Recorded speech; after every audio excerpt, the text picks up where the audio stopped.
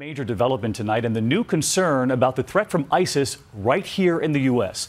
One of the biggest worries all along, those so-called lone wolves. There is late word tonight that officials here in New York are stepping up security in Times Square. And look at this.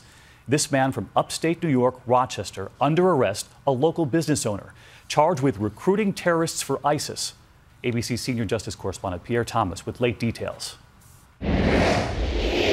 The notion that the owner of Mojo's Pizza and Chicken may have been a secret disciple of ISIS who wanted to kill fellow citizens today left many residents of Rochester, New York, shocked. It's kind of mind-boggling that that could actually happen in America. An undercover FBI sting operation portrays Mufid Elfji as a Yemeni American seething with hatred. Newly unsealed documents detail Elfji using aliases on Twitter, exhorting his support for terrorist groups and violent jihad, at one point allegedly posting that ISIS will one day rule the world.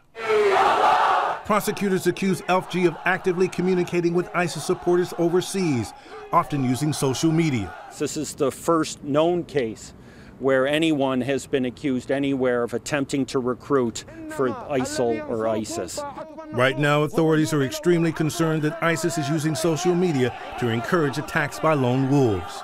The FBI claims Elfji sent $600 to a man in Yemen as seed money to join ISIS in Syria, all the while trying to convince two FBI informants here in the U.S. to join ISIS as well.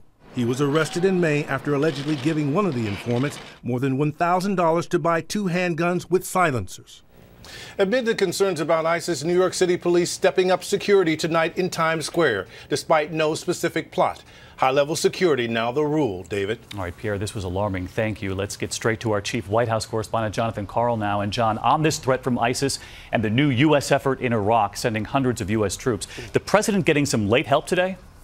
Yeah, and from Congress, no less. The House just voted in a rare bipartisan vote to support the president's plan to train the moderate Syrian opposition. This is crucial for the White House because they are counting on those Syrian fighters, along with the Iraqis, to do the fighting on the ground needed to defeat ISIS. And as for those headlines about U.S. troops, the president was emphatic today, saying that American forces deployed to Iraq do not and will not have a combat mission. But David, the White House has also made it clear that the president does not rule out embedding a small number of U.S. forces with Iraqi troops on the front lines, but they say those would be advisors, not combat troops. All right, John Karl with late developments from Washington. John, thanks.